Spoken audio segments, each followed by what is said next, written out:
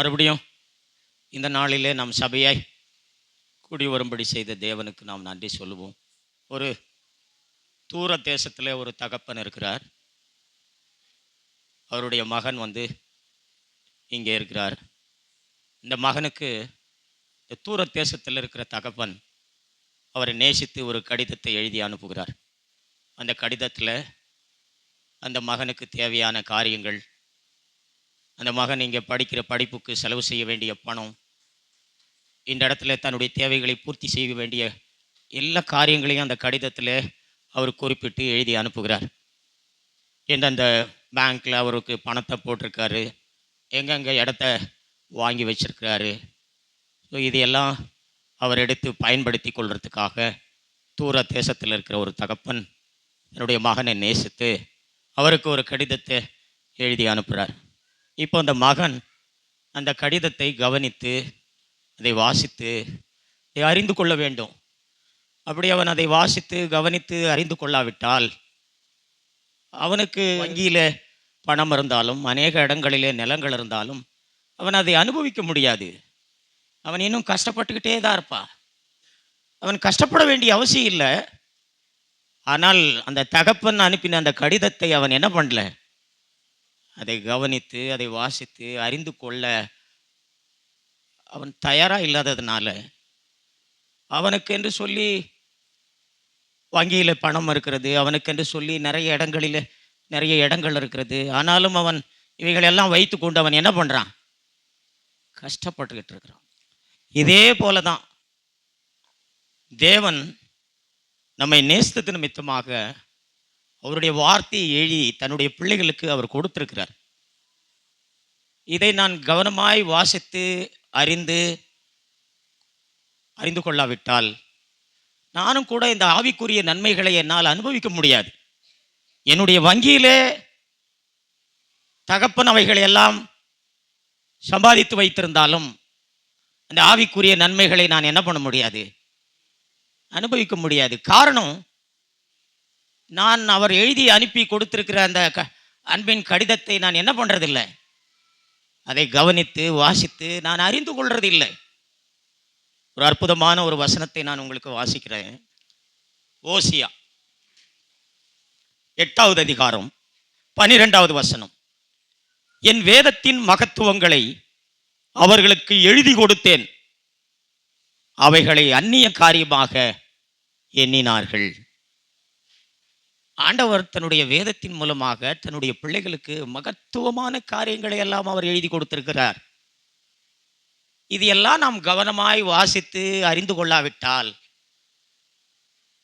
தேவன் நமக்கென்று வைத்திருக்கிற அந்த மகத்துவமான வாழ்க்கையை நம்மால் என்ன பண்ண முடியாது, அனுபவிக்க முடியாது. எனக்கு அன்பானவர்களே, இன்றைக்கு பிரசங்கிக்கிற பிரசங்கங்களை எல்லாம் கவனித்து நாம் அறிந்து கொண்டவர்களாக இருந்தால் ஒன்றை நாம் கண்டுபிடித்து விட முடியும். ஒரு கிறிஸ்தவனுக்கு ஆண்டவர் என்னென்னலாம் பிரசங்கித்திருக்கிறாரோ அவைகளுக்கு அப்படியே நேர் எதிராய் பிரசங்கித்துக் கொண்டிருக்கிறார்கள். பெருமளவு பிரசங்கங்கள், நான் நிறைய பிரசங்கங்களை நான் கவனித்திருக்கிறேன். பெரும்பாலான கிறிஸ்தவ பிரசங்கங்கள் ஒரு கிறிஸ்தவனுக்கு ஆண்டவர் என்னென்னலாம் பிரசங்கித்தாரோ அவைகளுக்கு அப்படியே நேர் எதிராக பிரசங்கித்துக் கொண்டிருக்கிறார்கள். இதையெல்லாம் நீங்கள் அறிந்திருக்கிறீர்களா? இன்றைக்கு பிரசங்கம் பண்ணி கொண்டிருக்கிற பெரும்பாலான பிரசங்கங்களை எல்லாம் நீங்கள் கவனித்து அறிந்திருக்கிறீர்களா? நீங்கள் ஏதாவது கண்டுபிடித்திருக்கிறீர்களா? இவைகளிலிருந்து நான் வேதத்தை கவனித்து அறிந்து கொள்ள கற்றுக்கொண்ட போது கிறிஸ்தவ செய்திகளை எல்லாம் பார்க்கும் பொழுது ஒரு கிறிஸ்தவன் தேவனுக்கு சாட்சியாய் வாழ்வதை குறித்தும், ஒரு கிறிஸ்தவன் தேவனிடத்தில் ஜெபிப்பதை குறித்தும், ஒரு கிறிஸ்தவன் உபவாசம் இருப்பதை குறித்தும், ஒரு கிறிஸ்தவன் தேவனுக்கு கொடுப்பதை குறித்தும் ஆண்டவர் போதித்ததற்கு அப்படியே நேர் எதிர்மாறாக போதித்து கொண்டிருக்கிறார்கள். ஆண்டவர் ஒரு கிறிஸ்தவனுக்கு என்ன போதித்தாரு, எப்படி ஜெபிக்கணும்னு போதித்தாரு? தேவனுடைய பார்வைக்காக மாத்திரமே நீ ஜெபிக்கணும்னு போதித்தார். எந்த மனுஷனும் நீ ஜெபிக்கிறத பார்க்க கூடாது. எந்த மனுஷனும் பார்க்கணும் என்பதற்காக நாம் என்ன பண்ணக்கூடாது, மனுஷனுடைய பார்வைக்காக நாம் என்ன பண்ணக்கூடாது? ஜெபிக்க கூடாது என்று சொல்லிக் கொடுத்தார். மனுஷனுடைய பார்வைக்காக நாம் உபாசிக்க கூடாது என்று சொல்லிக் கொடுத்தார். மனுஷன் பார்க்கும்படியாய் நாம் ஆண்டவருக்கென்று எதையும் செய்யக்கூடாது.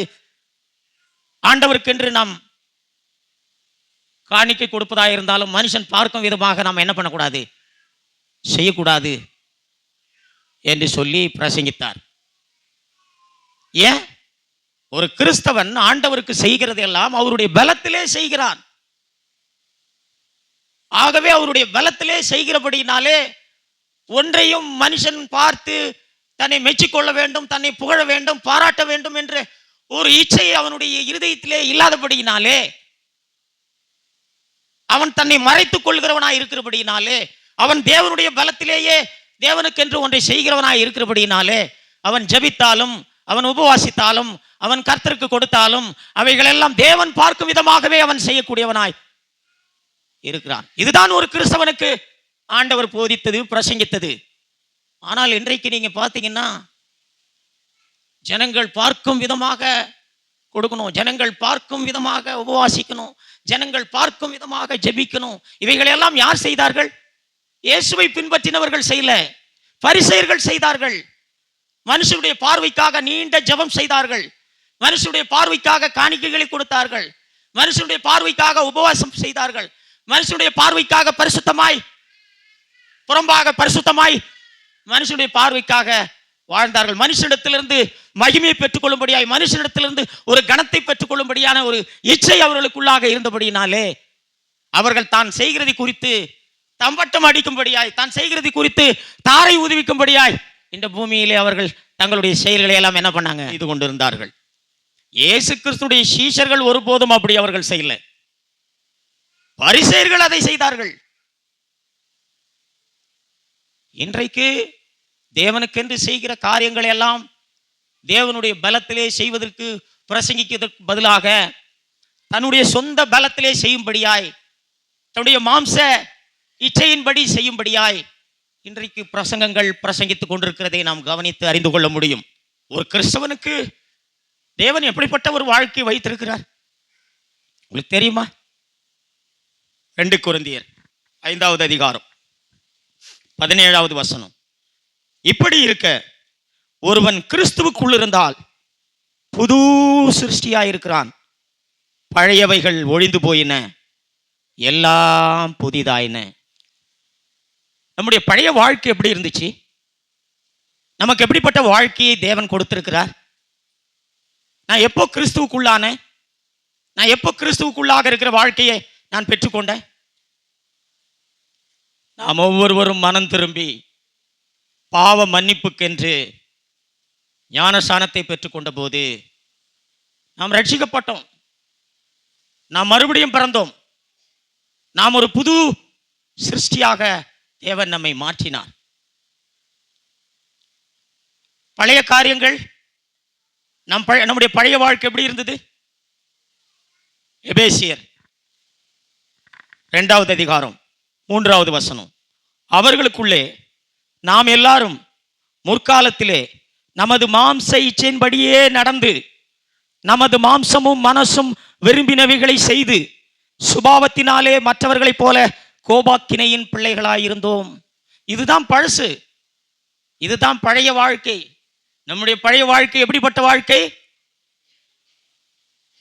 மாம்ச இச்சையின்படியே நாம் நடந்தோம். நம்முடைய மாம்சமும் மனசும் விரும்பினவைகள் எல்லாம் செய்தோம். கோபாக்கினையின் பிள்ளைகளாக நாம் இருந்தோம். எனக்கு அன்பான சகோதரனே, சகோதரியே, இப்படிப்பட்ட வாழ்க்கையை தேவன் ஒழித்து விட்டு பழைய வாழ்க்கையை தேவன் புதிய வாழ்க்கையாய் மாற்றல. அநேகர் பழசுக்கும் புதுசுக்கும் நாம் வித்தியாசத்தை அறிந்து கொள்ள முடியாத ஒரு கிறிஸ்தவர்களாக நாம் இருக்கிறோம். ஆகவேதான் ஆவிக்குரிய வாழ்க்கையில நாம் வளருவதற்கு அவ்வளவு கஷ்டமாக நமக்கு இருக்கிறது. பழச தேவன் ஒரு காலம் புதுசாக மாத்தல, பழையவைகள் எல்லாம் ஒழித்து விட்டு ஒரு புது சிருஷ்டியாக தேவன் நம்மை மறுபடியும் பிறக்க செய்திருக்கிறார். நாம் ரட்சிக்கப்பட்டோமோ, நாம் எப்பொழுது ரட்சிக்கப்பட்டோமோ அப்பொழுது தேவன் நம்மை கிறிஸ்துவுக்குள் வைத்து விட்டார். ரட்சிக்கப்பட்ட ஒவ்வொருவரும் நாம் இப்ப எப்படி இருக்கிறோம்? எங்க இருக்கிறோம்? கிறிஸ்துவுக்குள் இருக்கிறோம்.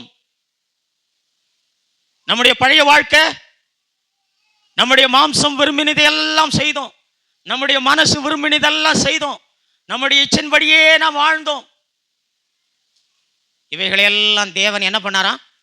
ஒழித்து விட்டு. எங்க ஒழிச்சார்? இத சிலுவையிலே.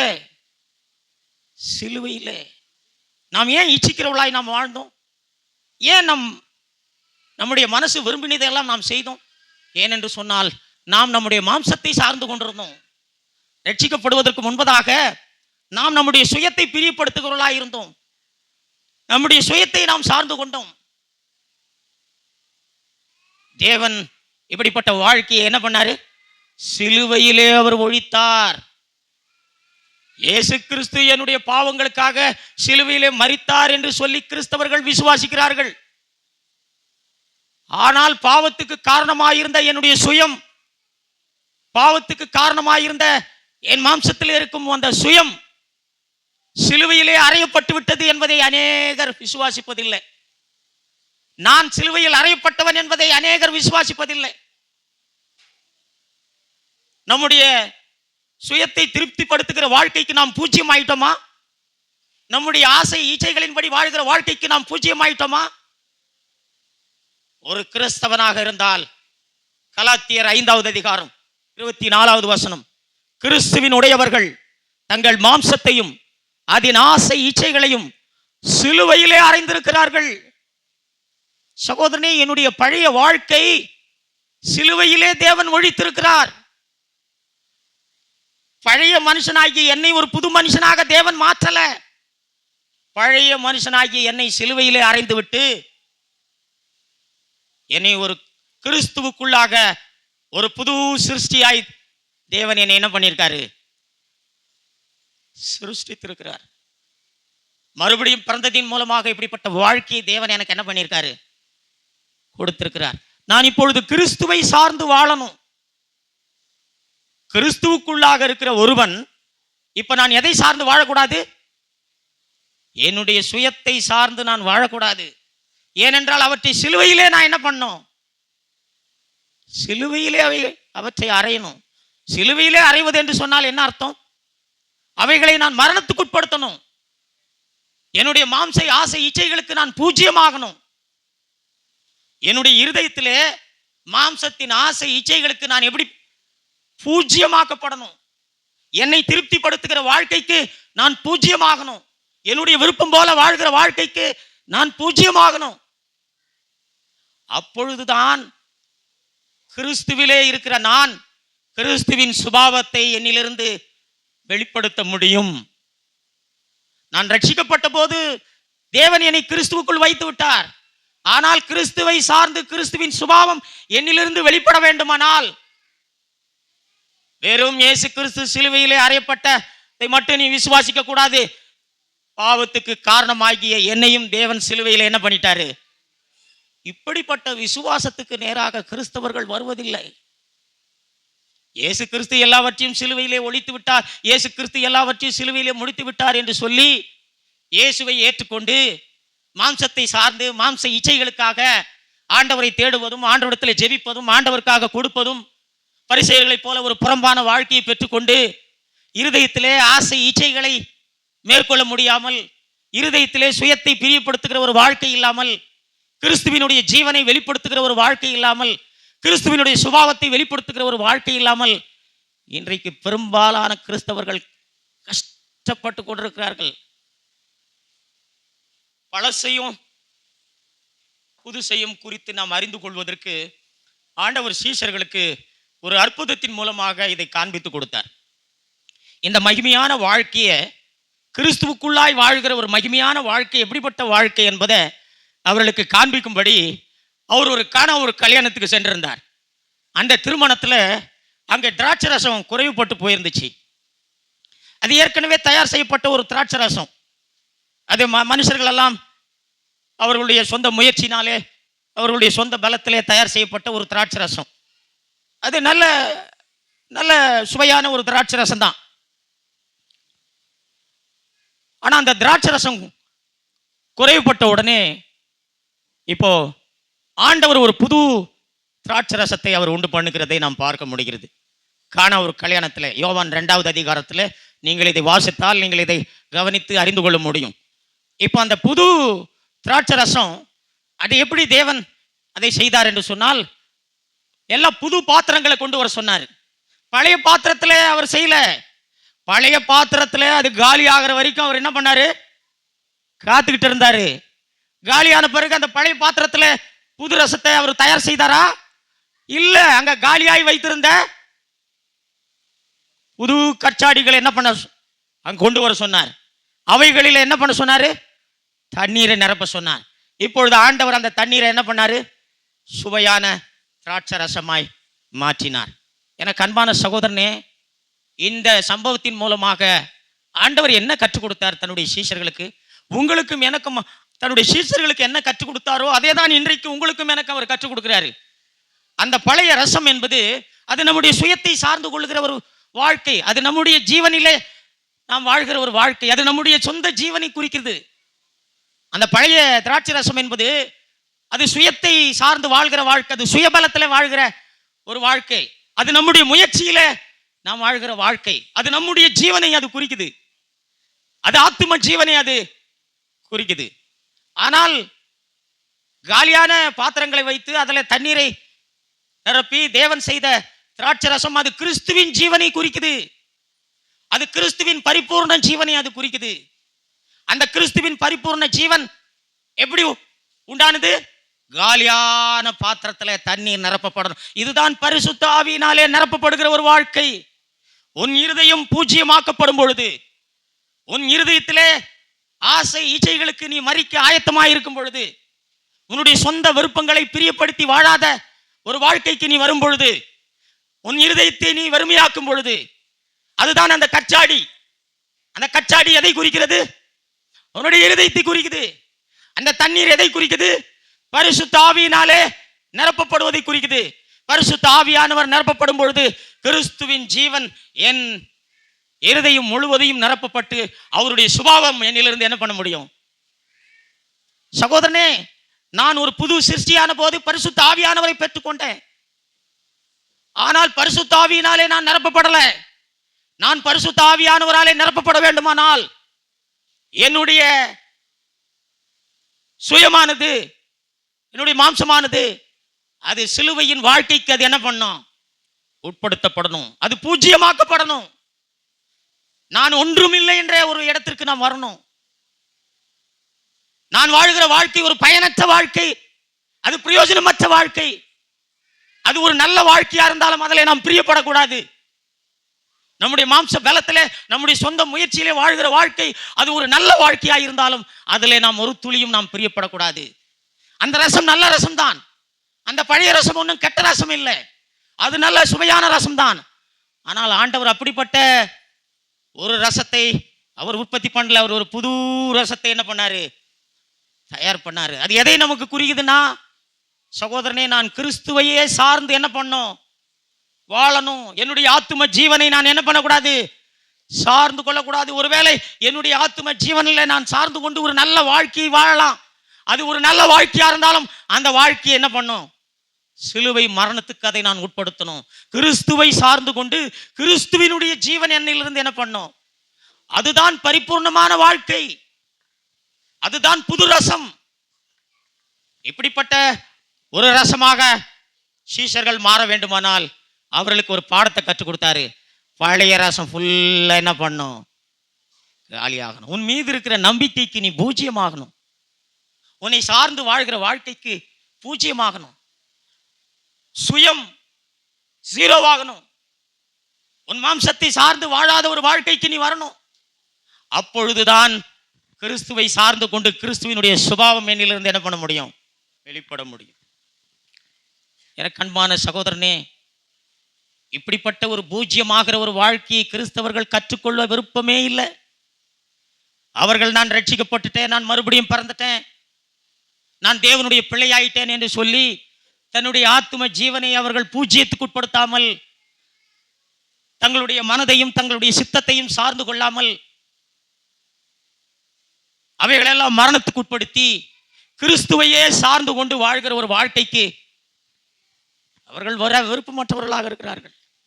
சகோதரனே, நீ எத்தனை வருஷம் நீ கிறிஸ்தவனாக வாழ்ந்தாலும் அந்த பழைய ரசமானது எப்படி காலியாகி பூஜ்ஜியத்துக்கு வந்ததோ, எப்படி புது பாத்திரத்தில் தண்ணீர் ஊற்றப்பட்டதோ, அது போல என்னுடைய பழைய வாழ்க்கைக்கு நான் பூஜ்ஜியமாகி பரிசுத்த ஆவியானவராலே நான் நிரப்பப்பட்டு வாழ்கிற வாழ்க்கை தான் கிறிஸ்துவினுடைய ஜீவனை வெளிப்படுத்துகிற ஒரு வாழ்க்கை. நமக்கு விசுவாசம் வேணும். இதைத்தான் யோவான்ல ஆண்டவர் சொன்னார், விசுவாசிக்கிறனுடைய உள்ளத்திலிருந்து ஜீவ தண்ணீர் புறப்பட்டு வரும் என்று சொன்னார். நீ ரட்சிக்கப்பட்ட போது நீ பரிசுத்த ஆவியை பெற்றுக் கொண்டிருக்கலாம். ஒருவேளை அந்நிய பாஷையின் வரத்தை கூட நீ பெற்றுக் கொண்டிருக்கலாம். இவைகளெல்லாம் பரிசுத்த ஆவியினால் நிரப்பப்பட்டதற்கு அடையாளம் அல்ல. பரிசுத்த ஆவியினாலே நிரப்பப்பட வேண்டுமானால் என்னுடைய மாம்சம், என்னுடைய சுயம், என்னை பிரியப்படுத்துகிற வாழ்க்கை, என் மாம்சத்தில் இருக்கிற ஆசை, இச்சைகள், இவைகள் எல்லாம் சிலுவை மரணத்துக்கு உட்படுத்தணும். பூஜ்ஜியத்துக்கு நான் வரணும். அப்பொழுது நான் பரிசுத்த ஆவியினாலே நிரப்பப்பட்டு கிறிஸ்துவின் சுபாவம் என்னிலிருந்து என்ன பண்ண முடியும்? வெளிப்பட முடியும். சகோதரனே, சீஷர்களுக்கு என்ன பாடங்களை கற்றுக் கொடுத்தாரோ அதே பாடங்களை இன்றைக்கு ரட்சிக்கப்பட்ட மறுபடியும் பிறந்தன சொல்ற ஒவ்வொருவருக்கும் ஆண்டவர் கற்றுக் கொடுக்கிறார். நாம் நம்முடைய சொந்த வாழ்க்கைக்கு பூஜ்ஜியமாகாவிட்டால், நம்முடைய சுய வாழ்க்கைக்கு நாம் பூஜ்ஜியமாகாவிட்டால், ஒரு காலம் பரிசுத்த ஆவியினால் நிரப்பப்பட்டு வாழ்கிற அந்த கிறிஸ்துவின் சுபாவம் என்னிலிருந்து வெளிப்படுகிற அந்த வாழ்க்கை ஒரு காலம் என்னால் அனுபவிக்க முடியாது. தேவன் எனக்கு அப்படிப்பட்ட வாழ்க்கையை வைத்திருந்தாலும் கூட நான் அந்த வாழ்க்கையை என்ன பண்ண முடியாது, என்னால அனுபவிக்க முடியாது. காரணம், அதற்கு என் மாம்சம் தடையாக இருக்கிறது, அதற்கு என் ஆசை இச்சைகள் தடையாக இருக்கிறது, அதற்கு என் சுயம் தடையாக இருக்கிறது, அதற்கு என் புறம்பான மனுஷன் தடையாக இருக்கிறான். இந்த புறம்பான மனுஷன் என்றைக்கு உடைக்கப்பட்டு ஒன்றுமில்லாமல் இடத்திற்கு வருகிறானோ, ஒரு விதை இருக்கு, அந்த விதைக்குள்ள ஒரு ஜீவன் இருக்கு. இதுதான் நான் ரட்சிக்கப்பட்டு நான் மறுபடியும் பிறந்த ஒரு வாழ்க்கைக்கு அடையாளமாக இருக்குது.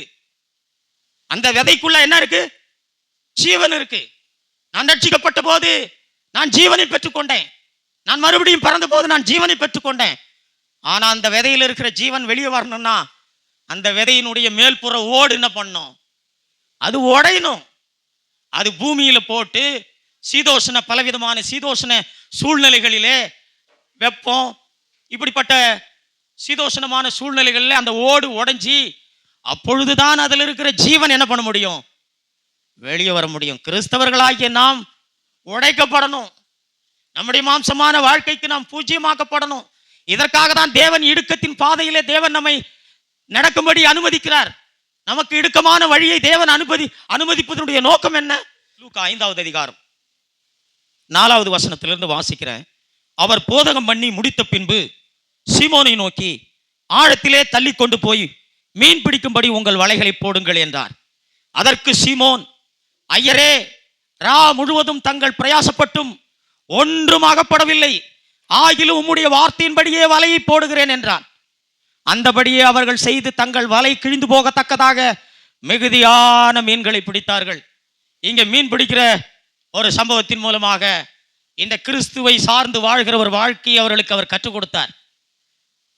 ஒரு கிறிஸ்தவனாய் வாழ்வது என்றால் எப்படிப்பட்ட ஒரு வாழ்க்கை என்பதை அவர்களுக்கு கற்றுக் கொடுத்தார். ராத்திரி எல்லாம் பேதுரு மீன் பிடித்தான். ஆனால் ஒரு மீன் கூட அவனால் என்ன பண்ண முடியல, பிடிக்க முடியல. என்ன பாடத்தை அவர் கற்றுக் கொடுத்தாரு? உன்னுடைய சுய பலத்துல கிறிஸ்துவின் சுபாவத்தை உன்னிலிருந்து வெளிப்படும்படியான வாழ்க்கையை நீ வாழ முடியாது. உன்னுடைய சுயபலன் ஃபுல்லா ஜீரோ ஆகணும். என்னால முடியல என்ற இடத்துக்கு நீ வரணும். ஆண்டவரே, உம்மை போல வாழ்கிற ஒரு வாழ்க்கை, உம்முடைய சுபாவம் என்னிலிருந்து வெளிப்படும்படியான ஒரு வாழ்க்கை என்னால் வாழ முடியாது. ஆண்டவரே, நான் பூஜ்யம், நான் இதற்கு பயனற்றவன் என்கிற ஒரு இடத்திற்கு வர வேண்டும் என்று சொல்லி ரா முழுவதும் அவன் மீன்பிடித்தான். அவனுக்கு எவ்வளவு திறமைகள் உண்டு. அவன் ஏதோ சாதாரணமான ஆள் அல்ல. பேதுரு என்ன சாதாரணமான ஆளா? அவனுடைய தொழிலே மீன் பிடிக்கிற தொழில். ஆனால் மீன் பிடிக்கிறவன் இப்பொழுது இயேசுவை பின்பற்ற வேண்டுமானால், ஒரு கிறிஸ்தவனாக வாழ வேண்டுமானால், கிறிஸ்துவை சார்ந்து கொண்டு வாழ வேண்டுமானால், பரிசுத்த ஆவியினாலே நிரப்பப்பட்டு வாழ வேண்டுமானால் அவன் ஒரு பாடத்தை கற்றுக்கொள்ள வேண்டியது இருந்தது. உன்னுடைய சுயபலன் ஃபுல்லா ஜீரோவாக்கப்படணும். அவன் இரவு முழுவதும் அவனுடைய சாமர்த்தியம், அவனுடைய திறமைகள், அவனுடைய தாளந்துகள் எல்லாவற்றையும் பயன்படுத்தி பார்த்தான். அவனுடைய எல்லா மாம்ச சூழ்ச்சிகளையும் அவன் பயன்படுத்தி பார்த்தான். ஒரு மீன் கூட அவனால் பிடிக்க முடியல. சகோதரனே, நீ ரட்சிக்கப்பட்டிருக்கலாம், நீ மறுபடியும் பிறந்திருக்கலாம், பரிசுத்த ஆவியை பெற்றிருக்கிறேன்னு சொல்லலாம், அந்நிய பாஷை பெற்றிருக்கிறேன்னு சொல்லலாம். இயேசு கிறிஸ்துவின் சுபாவத்தை நீ ஒரு காலம் உன்னிலிருந்து வெளிப்பட முடியாது. ஏன்? நீ பூஜ்யமாக்கப்படணும்.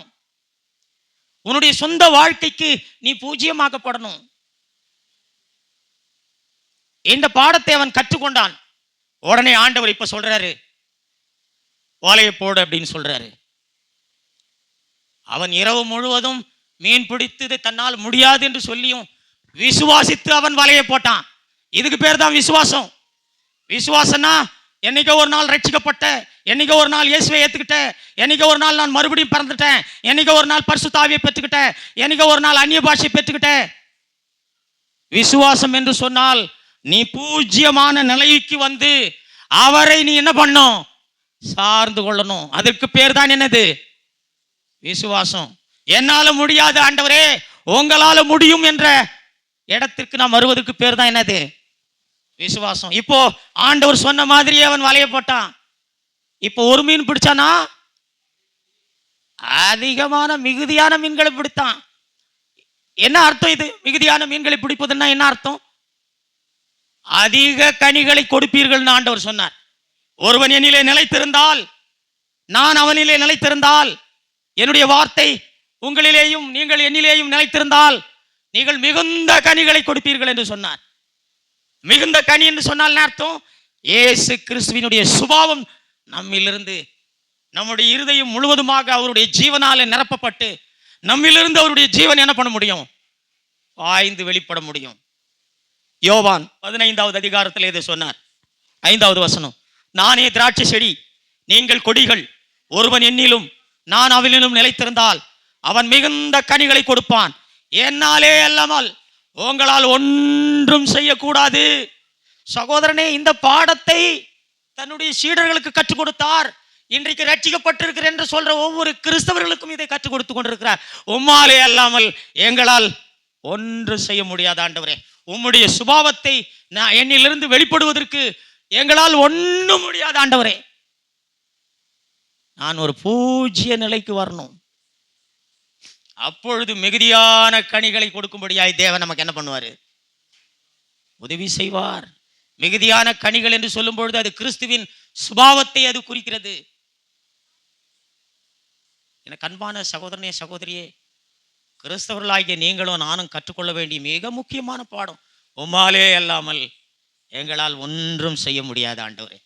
நீங்களும் நானும் ரட்சிக்கப்பட்டப்போ ஒரு கொடி செடியிலே இணைக்கிறது போல ஆண்டவர் இணைத்தார். ஆனால் அதில் இருக்கிற சாரம் அந்த கிளையின் வழியாக வந்து அந்த கிளையிலே கனி கொடுக்க வேண்டுமானால் நீ ஒரு பாடத்தை கற்றுக்கொள்ளணும். உம்மாலே அல்லாமல் எங்களால் ஒன்றும் செய்ய முடியாது ஆண்டவரே. நான் ரட்சிக்கப்பட்ட போது கொடியாகி என்னை செடியாகி அவரோட இணைச்சிட்டாரு. ஆனால் உன்னுடைய மாம்சமான வாழ்க்கையை குறித்து நீ கவனமற்றிருந்தால், உன்னுடைய இச்சைகளையும் ஆசைகளையும் குறித்து நீ கவனமற்றிருந்தால், உன்னுடைய சுயத்தை பிரியப்படுத்துகிற வாழ்க்கை குறித்து நீ கவனமற்றவனாயிருந்தால், இவைகளெல்லாம் பூஜ்யத்துக்கு உட்படுத்தாமல், இவைகளெல்லாம் மரணத்துக்கு உட்படுத்தாமல், இவைகளெல்லாம் சிலுவையில் அறையப்படுவதற்கு ஒப்பு கொடுக்காமல் ஒரு காலம் அந்த செடியில் இருக்கிற அந்த சாரமானது அந்த கிளையின் வழியாக பாய்ந்து அந்த கிளையிலே கனி கொடுக்கும்படியாய் ஒரு காலம் தேவன் செய்திட மாட்டார். கிளையிலே கனிகள் கொடுப்பதற்கு கிளைய காரணம் இல்லை, அது அந்த செடியோடு ஒட்டி கொண்டிருந்ததுனால அந்த செடியில் இருக்கிற அந்த சாரம் அப்படியே கொடியில் பாய்ந்து அந்த கொடியிலே அழகான சுவை தரக்கூடிய நல்ல கனிகளை கொடுக்கும்படியாய் நாம் பார்க்கிறோம். இதுதான் ஒரு கிறிஸ்தவ வாழ்க்கை சகோதரா. இப்படிப்பட்ட ஒரு வாழ்க்கைக்காக தான் தேவன் நம்மை ரட்சித்திருக்கிறார். அவருடைய சுபாவம் தான் மிகுந்த கனிகள். அந்த கனிகளை நாம் கொடுக்க வேண்டுமானால் உம்மாலே அல்லாமல் எங்களால் ஒன்றும் செய்ய முடியாது என்ற பாடத்தை நீ கற்றுக்கணும் சகோதரா. உன் மாம்சமான வாழ்க்கைக்கு நீ மரிக்க தயாராக இல்லாவிட்டால், நீ உன் மாம்சத்துக்கு சிலுவை எடுத்துக்கொள்ள தயாராக இல்லாவிட்டால், தேவன் நடத்துகிற அந்த இடுக்கமான வழியிலே போவதற்கு நீ தயாராக இல்லாவிட்டால், தேவன் அனுமதிக்கிற துன்பங்களையும் கஷ்டங்களையும் நீ ஏற்றுக்கொள்வதற்கு நீ தயாராக இல்லாதவிட்டால், நீ ஒரு காலம் உடைக்கப்பட மாட்டாய். நீ ஒரு காலம் அந்த பாடத்தை நீ கற்றுக்கொள்ள மாட்டாய். சகோதரனே, இப்படிப்பட்ட ஒரு மேன்மையான வாழ்க்கைக்கு தேவன் நம்மை ஒவ்வொருத்தரையும் தெரிந்து கொண்டிருக்கிறார். இதற்காக தான் கிறிஸ்துவுக்குள் நம்மை தெரிந்து கொண்டிருக்கிறார். நீங்கள் வேதத்தை கவனமாய் வாசித்து இவைகளெல்லாம் அறிந்து கொள்ளாவிட்டால், நீ ரட்சிக்கப்பட்டேன்னு சொல்லிட்டு உன்னுடைய நாட்களையும் நேரங்களையும் நீ வீணாக்கி கொண்டிருப்ப. சகோதரனே, இந்த வேதத்தை நீ கவனித்து வாசித்து அறிந்து கொள்ளணும். தேவன் உனக்கென்று வைத்திருக்கிற வாழ்க்கை எப்படிப்பட்ட வாழ்க்கை என்பதை உன் கண்கள் பார்க்கணும். வேதத்தை வாசிக்கும் பொழுது தாவீதை போல, ஆண்டவரே உம்முடைய வேதத்தில் இருக்கிற அதிசயங்களை பார்க்கும்படி, மகத்துவங்களை பார்க்கும்படி என் கண்களை திறந்தருளும் என்று சொல்லி நீ பார்க்கணும், கேட்கணும். அநேகர் நாம் இந்த வேதத்தை வாசிப்பதற்கு நேரம் எடுப்பதில்லை. நாம் இந்த வேதத்தை வாசித்து அறிந்து கவனமாய் கற்றுக்கொள்வதற்கு நாம் நேரங்களை அதிகமாய் செலவு செய்வதில்லை. நாம் சோம்பேறிகளாய் இருக்கிறோம். ஆண்டுடைய வார்த்தைகளை கற்று அறிந்து கொள்வதற்கு நாம் சோம்பேறித்தனம் உள்ளவர்களாக இருக்கிறோம். சோம்பேறி குறித்து நீதிமொழிகளில் அநேக வசனங்கள் உண்டு. இந்த பூமிக்குரிய விதத்திலே ஒரு சோம்பேறியாய் ஒருவர் நிற்பானால் அவன் தரித்திரனாவான். அதே போலதான் வேதத்தை நீங்கள் வாசித்து அறிந்து கொள்ள தவறி நீங்கள் சோம்பேறிகளாக இருந்தால் நீங்கள் ஆவிக்குரிய தரித்திரர்களாக நாம் இருப்போம். ஆனால் அதே ஒரு சுறுசுறுப்புள்ளவன், இந்த உலகத்தில் அவன் சோம்பேறியா இல்லாமல் அவன் நல்ல சுறுசுறுப்பாக இருக்கக்கூடியவனாக இருந்தால் அவன் அதிகமான செல்வத்தை உடையவனாக அவன் இருப்பான். அதே போலதான் ஒரு கிறிஸ்தவன், உன்னுடைய ஆவிக்குரிய வாழ்க்கை ஒரு செல்வந்தனை போல ஒரு ஆவிக்குரிய செல்வந்தனாய் நீ இருக்க வேண்டுமானால் இந்த வேதத்தை கவனமாய் வாசித்து அறிந்து கொள்வதற்கு உன் நேரங்களை நீ செலவு செய்யணும்.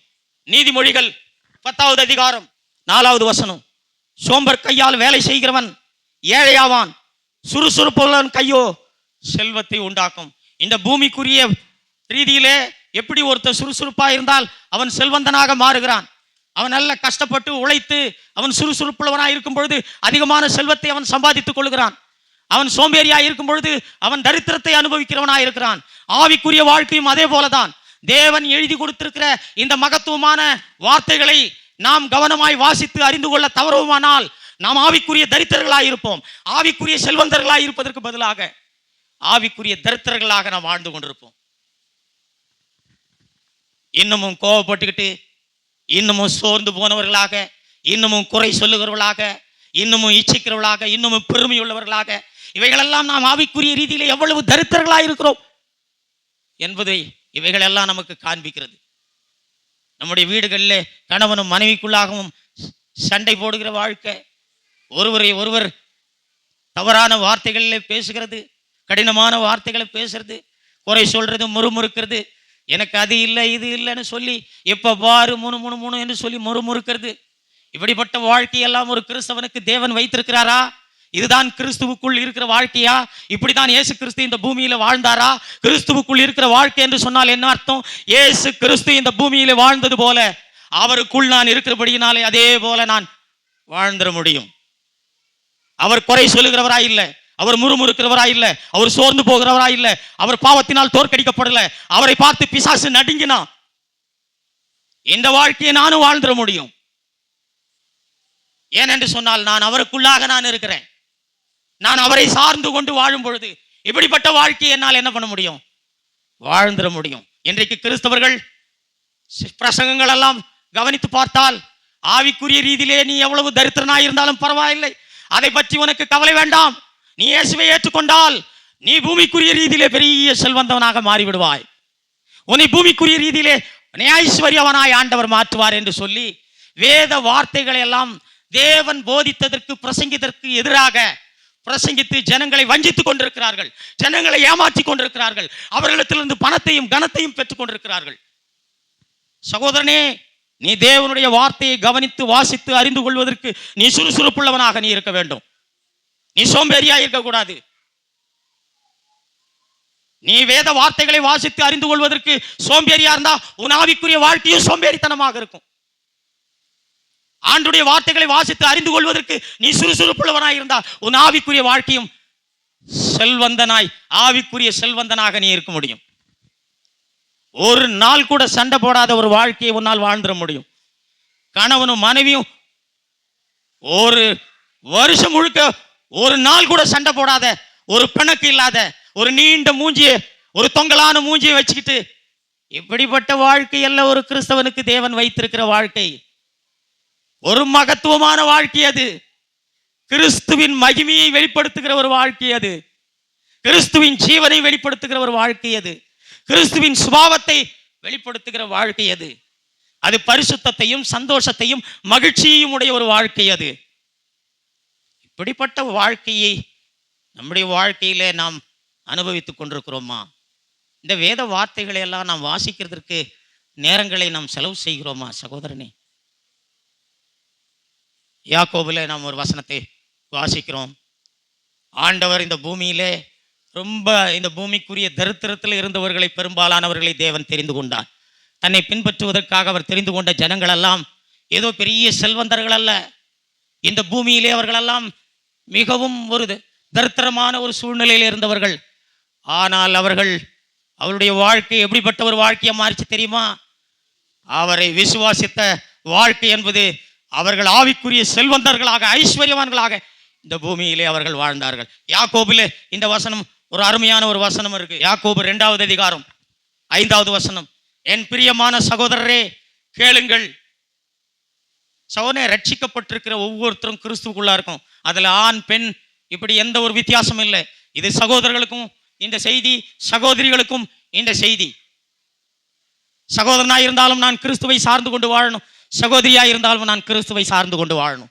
சகோதரனாய் இருந்தாலும் என்னுடைய மாம்ச ஆசை இச்சைகளுக்கு நான் மறிக்கணும். சகோதரிகளாய் இருந்தாலும் உங்களுடைய மாம்ச ஆசை இச்சைகளுக்கு, உங்களுடைய சொந்த சுயத்தை பிரியப்படுத்தி வாழ்கிற வாழ்க்கைக்கு நீங்கள் மறிக்கிறவர்களாக நீங்கள் இருக்கணும். நீங்கள் உங்கள் மாம்சத்துக்கு சிலுவை எடுத்துக்கொள்ளணும். அது சகோதரமார்களா இருந்தாலும் சரி, அது சகோதரிமார்களா இருந்தாலும் சரி, யாரா இருந்தாலும் நாம் சிலுவை எடுத்துக்கொள்ளணும். அருமையாய் இந்த இடத்துல எழுதி, என் பிரியமான சகோதரரே கேளுங்கள். தேவன் இவ்வுலகத்தின் தரித்திரரை விசுவாசத்தில் ஐஸ்வர்யவான்களாகவும் தம்மிடத்தில் அன்பு கூறுவர்களுக்கு தாம் வாக்கு பண்ணின ராஜ்யத்தை சுதந்திரிக்கிறவர்களாகவும் தெரிந்து கொள்ளவில்லையா? தேவன் எப்படிப்பட்டவர்களை தெரிந்து கொண்டார்? இந்த பூமிக்குரிய ரீதியில பெரிய பெரிய பணக்காரர்களை தேவன் தெரிந்து கொள்ளல. ரொம்ப ஒரு தரித்திரமான ஒரு சூழ்நிலையில, ஒரு ஏழ்மையான நிலைமையில இருந்தவர்களை தான் தேவன் தெரிந்து கொண்டார். ஆனால் அவர்கள் எப்படிப்பட்ட வாழ்க்கையை வாழ்ந்தார்கள்? விசுவாசத்திலே ஐஸ்வர்யம் உள்ளவர்களாய் அவர்கள் வாழ்ந்தார்கள். உனக்கு விசுவாசம் வேணும் சகோதரா. விசுவாசம் உள்ளவனாயிருந்தால் நீதான் ஆவிக்குரிய செல்வந்தன். ஒரு நாள் கூட குறை சொல்லாத, முறுமுறுக்காத, சண்டை போடாத ஒரு கணவன் மனைவியாய் குடும்பமாய் நாம் வாழ்ந்துட முடியும். அப்படிப்பட்ட ஒரு வாழ்க்கை தான் கிறிஸ்தவருக்கு தேவன் வைத்திருக்கிற ஒரு வாழ்க்கை. அந்த வாழ்க்கையை நம்மால் வாழ முடியாது என்பதற்காக தான் தேவன் நம்மை கிறிஸ்துவுக்குள் வைத்து விட்டார். நாம் எப்பொழுது ரட்சிக்கப்பட்டோமோ அப்பொழுது தேவன் நம்மை கிறிஸ்துவுக்குள் வைத்து விட்டார். ஆனால் நீயும் நானும் இந்த வாழ்க்கையை வாழ்வதற்காக என்னுடைய மாம்சத்தை நான் சார்ந்து கொள்கிறேன், என்னுடைய முயற்சியை நான் சார்ந்து கொள்கிறேன், என்னால முடியும் என்று சொல்லி நான் துணிந்து செயல்படுகிறேன். இந்த வாழ்க்கையை ஒரு காலம் முன்னால் வாழ்ந்துட முடியாது சகோதரா. நீ பூஜ்ஜியத்துக்கு வரணும். நீ சிலுவையின் பாடத்தை கற்றுக்கொள்ளணும். என்னால் முடியாது என்ற இடத்துக்கு நீ வரணும். உன்னுடைய மாம்சம் உடைக்கப்படணும். அப்பொழுது ஒரு அற்புதமான சகோதரர்களாக, அற்புதமான சகோதரிகளாக நாம் இருந்திட முடியும். நம்மிலிருந்து கிறிஸ்து வெளிப்படுவார். நம்மிலிருந்து ஆவிக்குரிய கனிகள் வெளிப்படும். நம்மிலிருந்து கிறிஸ்துவின் ஜீவன் வெளிப்படும். நம்மை பார்க்கும் பொழுது கிறிஸ்துவை பார்க்கிறது போல பார்க்க முடியும். இப்படிப்பட்ட ஒரு வாழ்க்கைக்காக தேவன் நம்மை தெரிந்து கொண்டிருக்கிறார். தேவனுடைய வார்த்தைகளை தயவு செய்து கவனித்து வாசித்து அறிந்து கொள்வதற்கு உங்களுடைய நேரங்களை எல்லாம் நீங்கள் செலவு செய்யாவிட்டால் இன்றைக்கு பிரசங்கிக்கிற கிறிஸ்துவ பிரசங்கத்தினாலே நாம் வஞ்சிக்கப்படுவோம், நாம் ஏமாற்றப்படுவோம், நாம் அதிக கவனம் உள்ளவர்களாக இருப்போம். கர்த்தர் தாமே உங்களை ஆசீர்வதிப்பாராக. ஆமென்.